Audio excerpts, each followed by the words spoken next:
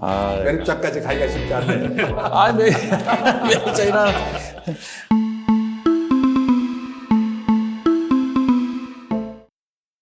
네, 조국 법무부 장관 임명 이후 정치권의 갈등이 더욱 심화되는 모양새입니다. 우리 지역 시민들도 임용 찬반 여부를 놓고 그 논란이 사그라들지 않고 있는 그런 상황입니다.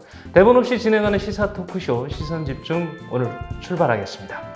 오늘 논제 함께 풀어갈 패널 먼저 소개하겠습니다. 마지막 남구청장. 맞죠? 마지막 남구청장 이렇게 표현해야 되니까. 네, 박우섭 전 남구청장님 소개하겠습니다. 네, 안녕하세요. 마지막 남구청장 박우섭이었고요. 지금은 더불어민주당 미추홀 지역위원장 박우섭입니다. 만나 뵙게 돼서 반갑습니다. 감사합니다. 그 남구는 지금 미추홀, 우리 미추홀 현 청장으로 초대 청장이 되는 거죠? 미추홀구 초대청장. 예. 제 우측편에 계신 분은 이재호 전 연수구청장이십니다. 반갑습니다. 예, 안녕하십니까. 자유한국당 연수갑 당협위원장 이재호입니다. 만나서 반갑습니다. 네, 우리 패널의 특징은 전 단체장이었다는 특징이 있고요. 오늘 두 분을 통해서 저희가 인천 지역사회에 갖고 있는 이 난제들을 풀 수 있는 해답을 좀 구해보도록 하겠습니다. 정치권은 흔히 명절을 앞두면은 명절 기간 동안에 어떤 그 시민들의 여론을 좀 한번 수집해서 우리 정치 쪽에 반영을 해보겠다 이렇게들 말씀을 많이 하십니다. 그래서 추석이나 같은 명절에는 꼭 민심 동향을 좀 파악을 하는데 이번 명절에 좀 지역을 좀 다녀보셨습니까? 어땠습니까, 여러분? 다녀봤습니다. 예. 우리 미추홀구 지역 주민들께서는 네. 명절에 대해서 조금 더 명절을 통해서 이렇게 좀 화합하고 하나 되는 그런 분위기가 만들어지기를 기대들을 하고 있었고요. 또 무엇보다도 조금 더 경제가 활성화되기를 바라는.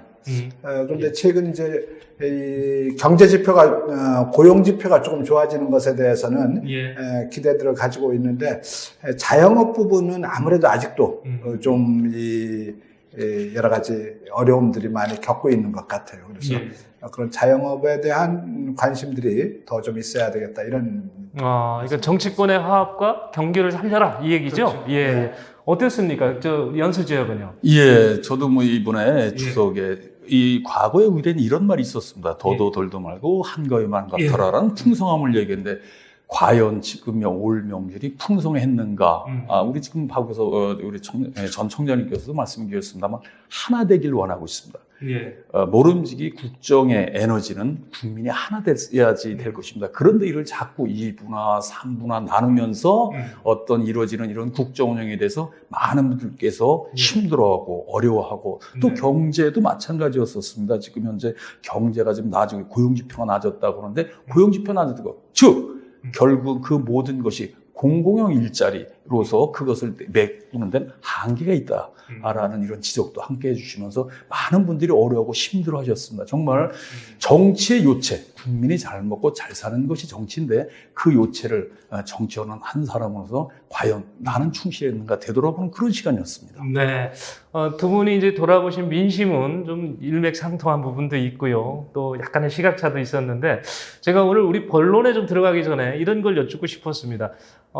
보통들 이제 당은 이제 지금 더불어민주당, 한국당 뭐 다 마찬가지입니다만은 당내에서는 이렇게 의견이 하나로 좀 뭉쳐지지 않습니까? 당원이라는 깃발 아래서. 근데 이번에 그 조국 장관의 그 임명 전후를 두고 약간의 이단자로랄까요? 이견을 제시한 분들이 좀 있었습니다. 더불어민주당에서는 우리 그 금태섭 의원인가요? 또 박용진 의원이 그 조국 장관의 어떤 그 질책도 했고 청년들은 임명을 거부하는 그런 비율도 높다 이런 걸 또 얘기를 했는데 이런 상황을 어떻게 보셨어요?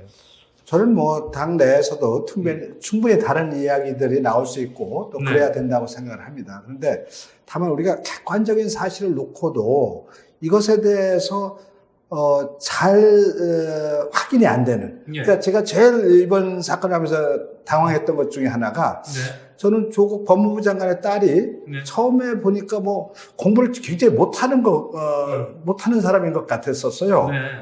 그랬는데 그쪽 법무장관 딸을 아는 사람을 얘기를 했더니 공부를 굉장히 잘한다는 거예요. 한영예고에 갔고 거기에서 외국 유학반에 있었고 그래서 공부를 잘했다고 얘기했는데 그래서 또 그런 줄 알았는데 또 한참 있다 얘기 들으니까 뭐 6등급, 7등급 받았다고 얘기를 해요. 그래서 그럼 공부를 못하는 사람인가 보다. 그랬더니 이 예고의 이 유학반은 또 6등급, 7등급을 해도 이 어떻게 보면은 거의 유학반이기 때문에 국내 내신이나 이런 거에 신경을 안 썼기 때문에 그 수능 점수가 잘 못 나온다고. 그런데 실제로는 공부를 잘했다. 그러니까 똑같은 객관적인 사실은 하나인데 그거를 이렇게 들으면은 이런 것 같고 저렇게 들으면 저런 것 같은. 그래서 제일 중요한 것은 객관적인 사실을 정확하게 인식하는 것. 이게 먼저 중요하고 그 토대하에서 각자 가치관에 따라서 다르게 판단을 할 수가 있는 것이죠. 그러니까 검찰개혁이나 이런 걸 중요하게 생각하는 사람은 그렇더라도 법무부 장관을 임명해야 된다고 하는 것이고 그런 것보다는 어떤 그 개인적인 도덕성이나 이런 것들을 중시하는 입장에서는 부적절하다고 얘기를 하는 거고 그러나 결국은 그것에 대한 판단과 결정은 대통령 임명권자가 그 모든 걸 다 파악해서 하시는 거죠. 그리고 나서 그 법무부 장관을 임명한 사항이니까 다음에는 이제 법무부 장관이 일을 잘했느냐 잘못했느냐에 따라서 평가될 일이다. 저는 그렇게 봅니다. 제가 그 자유한국당 내부 여쭤보려고 그랬는데 아닌 것 같아요. 먼저 우리 박우섭 전 청장님에 대한 의견에 대해서 좀 전례를 말씀해 주시죠. 우리 박우섭 총장님, 전 총장님은 이제 저랑 같이 총장을 할 때도 굉장히 합리적인 분이고 제가 참 좋아하는 분이고 또 존경스러웠던 분이다라고 그런 기억을 갖고 있습니다. 근데 오늘 이제 말씀하시면서 이 어떤 당의 한계에 부딪히는구나 하는 걸 느꼈습니다. 최고에 출마하셨을 때도 정말 멋진 분으로 기억을 하는데 오늘 이렇게 이런 말씀하신 걸 보면서 어떻게 이렇게 당이라는 거, 물론 뭐 공천을 앞에 두고서 뭐 이렇게 여러 가지 그런 말씀을 하시는지 모르겠습니다만, 자, 보십시오. 우리나라 가장 우매한 사람을 이야기할 때 초가상간 다 태워도 빈대는 잡아야 된다는 말이 있습니다. 뭘 얘기하는 거겠습니까? 사법 개혁을 하기 위해서 어떠한 정과와 어떠한 내용이, 과정이 있다 하더라도 그건 중요하지 않다. 사법 개혁만 이루면 될 거 아니냐는 이런 논리는 즉, 우리 선조들께서 얘기했던 초가상간 다 태워도 빈대는 잡아야 된다라는 이런 말과 뭐가 다르냐라고 저는 되묻고 싶고요. 또 임명권자의 결심이라면 지금까지 대통령 중심제에서 갖고 있는 대통령의 권한은 막강한 겁니다. 제가 모두에도 말씀을 드렸습니다만 정말 아쉬웠던 건 대통령 구청장을 하셨으니까 잘 알 거예요. 구청장이 하고자 하는 거 의회에서 반대한다고 안 갑니까? 갑니다. 더구나 우리나라처럼 제왕적인 대통령 중심제에선 뭐든지 다 하는 겁니다. 청문회 해도 가면 가는 겁니다. 바로 그런 데서 오히려 내가 임명권자가 나이기 때문에 내 마음대로 한다는 이거는 즉 아집이고 그럼 국민은 뭐냐라는 겁니다. 청문회는 왜냐라는 겁니다. 그래서 이런 과정 중에 걸러내는 시스템 중에서 이런 여러 가지 문제점이 제기됐다면 그에 대해서도 한번 재고해보고 고민해보는 이런 흔적이 필요하지 않나. 또 국민은 그걸 바라고 있지 않나. 이런 그 생각을 가져봤습니다. 알겠습니다. 저 청장님께서도 반론하고 싶으시겠죠? 그런데 그 점은 이제 그러면 문재인 대통령께서 뭐 전에 임명을 철회하신 분들도 있고 그런 것이죠. 그러니까 모든 경우에 다 무슨 이렇게 밀어붙였다 이런 거는 아닌 거고 이번 일에 있어서 조국 법무부 장관을 임명해야 되겠다라고 하는 임명권자로서의 자기 결단이 있는 것이죠. 그거는 우리가 구청장을 하면서도 물론 반대가 있어도 해야 될 일이 있는 것이고 또 반대를 수용해야 될 일이 있는 것이고 혹은 뭐 스스로 판단해서 처리할 일도 있는 것이죠. 그런데 어쨌든 이번에 문재인 대통령께서 임명을 하셨단 말이죠. 그러니까 이제 물론 그것에 대해서 지금 이 시점에서도 판단은 뭐 나뉠 수가 있는 거죠. 찬성하는 사람도 있고 반대하는 사람도 있고.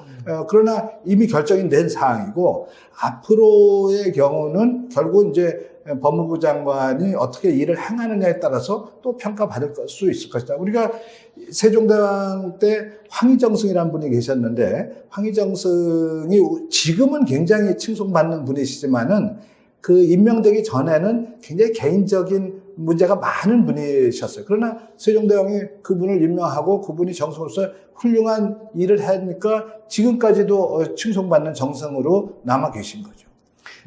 이제 그것은 이렇게 볼 수가 있죠. 왜냐하면은 지금 조국 사태 같은 경우에는 법무부 장관, 법을 만드는, 룰을 관장하는 그 주무장관이라는 데를 한번 놓치지 않았나 이렇게 생각이 되어지고요. 지금 현재 어떤 그런 과정까지, 거기까지 가기에는 모두에도 말씀드렸습니다만 국민이 하나로 어우러지고 모두가 함께 한 것을 바라볼 때 에너지가 생기는 겁니다. 그런데 지금 현재 과연 존경은 아니더라도 최소한도 신뢰할 수 있는가라는 문제를 쉽게 놓치는 것 같습니다. 그렇게 되기까지는 앞으로 우리에게 남은 시간이 필요하다는 거죠. 그 시간에 우리에게 주어진 시간은 제한이 돼 있는데 이걸 언제까지 우리 편인 건 줄 알고 기다려줄 줄 아는 그런 생각으로다가 접근을 한다면 지극히 인사권자는 조심하고 신중해야 되면서 놓치지 않았나 이런 생각을 해보는 겁니다. 네, 여기에서 제가 끊고요. 다음 질문을 좀 드려보면서 하겠습니다. 이제 자유한국당 내부 얘기 좀 여쭤보고 싶은데요. 홍준표 전 당대표가 그 나경원 원내대표의 그 사퇴를 요구하는 SNS를 좀 썼는데 이에 대해서 민경욱 이제 의원이 상당히 반발을 하고 나섰습니다. 그러니까 두 분이 이제 SNS상에서 지금 아주 논란을 벌이고 있는데 이런 또 당내의 문제 그동안 잘 표출이 안 됐던 거거든요. 이 시점에서 또 어떻게 보고 계십니까? 여러 가지 당에는 이제 이런 여러 가지 의견도 있을 수가 있고 또 생각이 있을 수가 있겠죠. 그만치 뭐 이제 원로와 이제 초선 의원 간의 어떤 이런 그 대화도 오히려 저는 바람직하지 않는가라고 생각이 되어집니다. 그런 면에서 긍정적인 생각을 갖고 있고요. 또 물론 이제 전 당대표까지 하셨던 우리 홍준표 전 대표께서는 지금 현재 모두가 어려울 때는 한 번쯤 이렇게 인내하시면서 좀 더 이렇게 인내해 주시는 그런 모습도 필요하지 않나라고 아쉬움은 같습니다. 또 그렇다고 그래서 그 부분에 대해서 뭐 우리가 지금 뭐 이 일을 더 확대시킬 필요가 있겠는가라는 생각, 제 개인적인 생각을 갖고 있고요. 여러 가지 당이라는 것이 생각이 뭐 나오고 있는 거는 아주 바람직하지 않나 이런 생각을 가져봅니다. 이거에 대해서 의견 있으시면 네. 황교안 당대표하고 나경원 원내대표가 지금 사이가 안 좋다. 이거는 뭐 정치권에서 지금 거의 그 공인된 사실로 되어 있습니다. 근데 둘이 이제 계산법이 다른 거죠. 나경원 원내대표는 원내대표 임기가 끝나지만은 그걸 더 연장해서 예를 들자면 황교안 대표가 물러나고 비대위원장을 하든지 이래서 총선을 자기가 책임하에 치르고 싶어 하는 것이고 황교안 당대표는 원내대표가 임기까지만 하고 물러나고 그리고 나서 자기가 당을 완전히 장악하고 싶은 것이고 그런 것이 이제 갈등으로 나타나고 있는 것인데 저는 그것이 지금 이제 이 자유한국당의 한계다. 그러니까 어려운 시점에는 당이 하나로 화합해서 문제를 풀어갈 수 있어야 되는데 결국 그러한 어떤 결집력, 단결력 이런 거를 가지고 있지 못한 것이 자유한국당의 한계고 그래서 국민들이 자유한국당에 대해서 어떤 지지를 보낼 수 없는 그런 이유가 되는 것이죠. 지금 이제 우리 박우서 우리 협의장님은 그 부분에 대해서는 좀 오버하시는 것 같아요. 그럼 제가 남이당 얘기인데 저보다도 뭐 속속들이 말씀하시는 맞지도 않은 얘기고 그거는 이제 그 민주당의 희망사항을 말씀하셨는데 그거를 갖다 이렇게 어떤 매체를 통해서 바깥으로 표출되고 지금 그렇게 따지면 사실 저도 민주당에 지금 여러 가지 문제점 한두 가지 아닙니다. 지금 아시잖아요. 지금 조국 사태에서부터 이재명 사건 사태에서부터 뭐 전부 다 지금 뭐 쭉 남이당 얘기예요. 그 남이당이 남의 집안 들여다보는 것처럼 이렇게 이야기하는 건 굉장히 위험한 발상이다. 그게 지금까지 민주당의 행태라는 거예요. 저는 우리 박우서 총장님은 내가 그렇게 안 봤지만 지금까지 보면은 마치 내 얘기를 하는 것처럼 얘기하는 건 굉장히 위험한 얘기입니다. 더구나 매체를 통해서 객관적인 사실로 지금 아니, 나타나고 그게 있는 어떻게 것에 대한 객관적이고 SNS상에서 지금 불발 그러니까 이게 문제가 되고 SNS상에서는 지금 현재 민주당의 문제 제가 지금 그래도 단체장까지 하신 분이고 그래서 저도 점잖게 저도 대하는 거예요. 저도 누구 못지않게 파이터인데 그래도 제가 지금 오늘 이렇게 지금 자제해오는 거는 그래도 박우섭 총장님에 대한 예우인 겁니다. 그리고 남이당 얘기는 그렇게 함부로 하시는 게 아니에요. 그건 제가 지금 나이는 어리지만 좀 제가 한 수 가르쳐 드릴게요. 남이 얘기는 당 얘기 그렇게 하는 게 아니에요. 꺼내지 마시죠. 아니, 자유한국당 얘기 왜 민주당에서 그걸 얘기합니까? 두 분이 상당히 친한 줄 알았는데 사실은 친합니다, 굉장히. 막상 시작하니까 또 이렇게 다툼이 있어야 우리 보시는 시청자들도 재밌고 그렇지. 뭐 이게 다 좋은 얘기만 해가지고 무슨 재미가 있습니까? 물론 그렇죠. 이제 이런데 그래도 남이 얘기할 때는 좀 조심은 하시라. 인천으로 좀 돌아오겠습니다. 인천시의 그 박남춘 시장의 공약 중에 하나가 서해 평화 사업입니다. 단어가 주는 뉘앙스처럼 서해안의 평화를 구축을 하고 거기에 인천시가 어떤 기여를 하고 싶다 이런 공약인 것 같습니다. 그래서 이 공약을 실현하기 위해서 박남춘 시장은 주민 참여 예산이라는 과정을 통해서 주민들한테 어떤 사업을 할 거냐라고 이제 질문을 드렸고 그 의견을 받아서 그 사업을 진행을 하겠다는 겁니다. 이 사업을 놓고 좀 논란이 좀 있습니다. 과연 이 사업이 인천시로서 맞는 거냐? 아니면 또 한쪽은 광역단체장부터 이렇게 또 이 북한과 접경 지역에 있는 인천부터 이런 평화 구축 사업을 시작해야 되는 거 아니냐 이렇게 논란이 있습니다. 이에 대한 의견을 좀 듣고 싶습니다. 예, 박전에 먼저 말씀해 주시죠. 그 박남춘 시장께서 주민 참여 예산을 하는 것은 굉장히 지금 적극적으로 이 주민들이 참여해서 시의 재정의 어떤 부분에 대해서는 주민들의 뜻을 따라서 집행하겠다. 저는 이것은 저도 구청장 할 적에 주민 참여 조례도 정하고 주민 참여 예산을 위한 주민들 교육이나 이런 것도 시켰던 그러한 사업 방향이기 때문에 저는 아주 100% 동의하는 편이고, 저는 이것이 바람직하다고 보는 것이 우리가 대개 이제 그 이 남북 교류 사업이나 이런 평화 사업을 하는 것을 예를 들자면은 북한의 뭐 현 정권이 혹은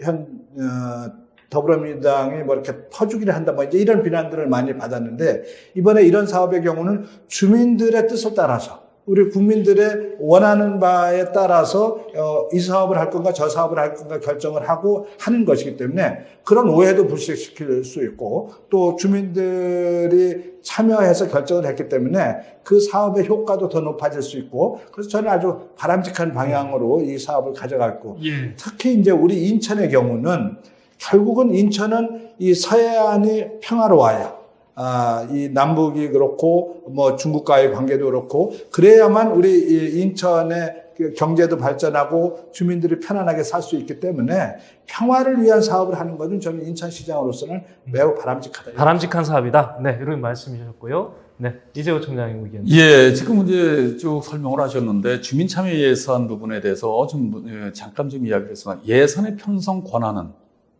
단체장이 갖고 있는 겁니다.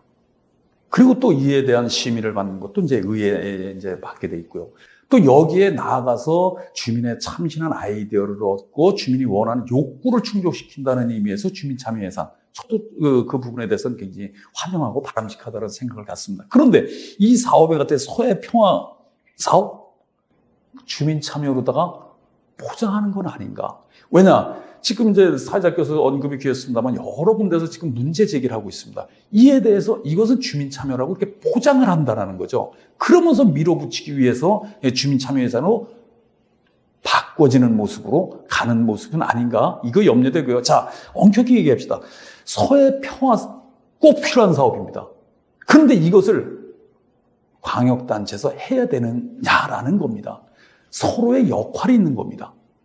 기초단체는 기초단체로, 광역단체는 광역단체, 국가는 국가대로 역할이 있는데 과연 이것이 광역단체가 해야 될 일인가? 만약에 그렇다면은 지금 저는 한박도의 소유가 누구냐 이걸 얘기하자는 건 아닙니다, 이 자리에서. 그러나 한박도의 군사기지가 건설이 되면서 우리 인천 시민의 안전에 대한 예산이 먼저 짚어보고 그에 대한 대책을 세우는 게 먼저지, 주민 참여 예산이라고 포장을 해서 이걸 갖다 지금 보면 예산이 아까 말씀 쭉 주셨습니다만 여기 용역비만도 뭐 3억 해갖고 8억 561만 3천 원입니다. 이 예산만 하더라도.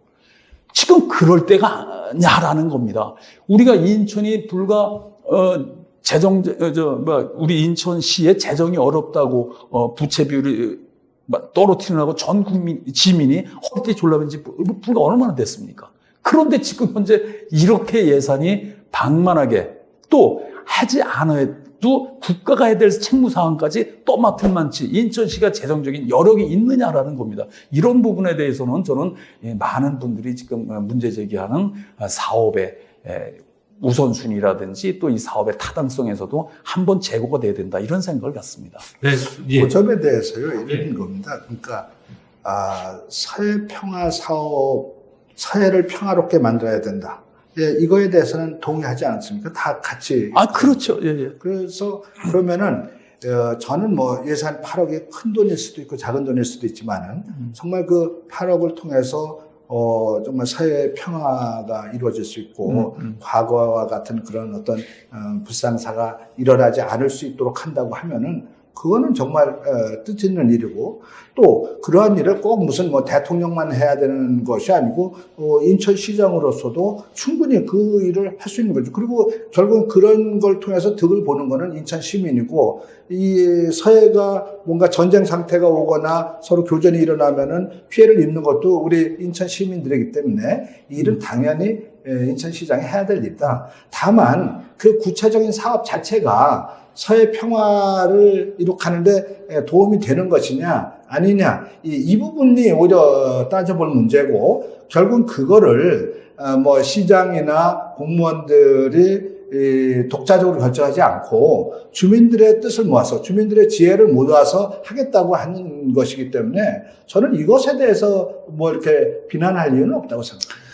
우리 박원서 우리 협회장님이 말씀이 계셨는데, 이 부분에 대해서는 이렇게 이 사업 내용을 하면 스토리텔링 7천만 원, 소프트워즈 2천만 원 이렇게 해서 평화가 온다면 대한민국은 남북 통일도 옛날에 이루어졌고요. 지금 현재 이렇게 해서 평화가 온다고 생각하니까 이것보다는 이 전부 다 소모성 예산이에요. 뭐 특정 단체 뭐 주기 위한 행사 예산이라고 오히려 의심받을 수 있는 예산이 상당히 많다는, 여기에 보게 되면요, 또 하나 이제 참 인천국제공항 대북 교류 관문 육성 방안 연구비가 3억이야. 예, 이런 것이 과연 이게 진정한 서해 평화, 우리가 일반 시민이 국민이 이야기하는 평화로 가는데 쓰여지는 예산인가라고 한번 깊게 고민해 볼 필요가 있다라는 겁니다. 우리가 강화도와 그다음에 접경제.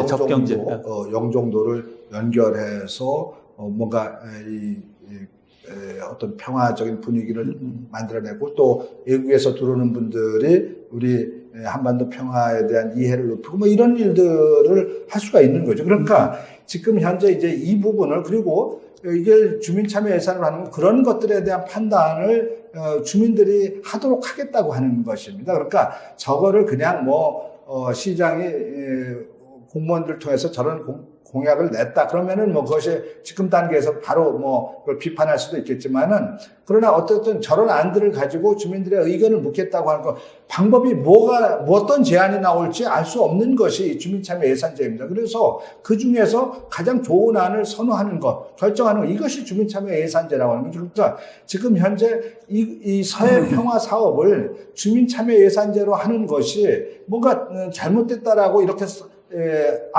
앞서서 너무 이렇게 예단하는 것은 옳지 않다, 이런 것이죠.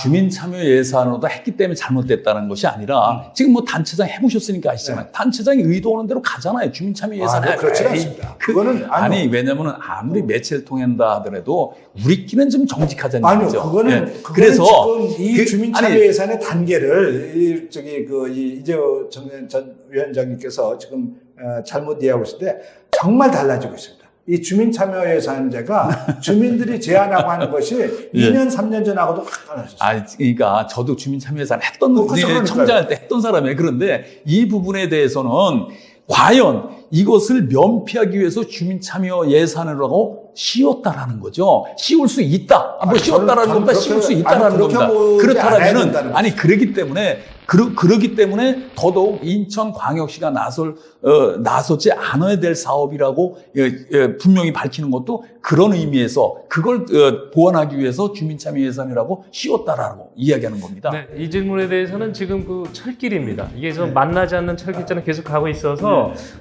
저희가 원래 그 제목을 갈 곳 없는 그 쓰레기 그 매립장에 대한 문제 이렇게 제목을 올려놨는데 매립장 지금 가지도 못하고 지금 벗어나고 있습니다.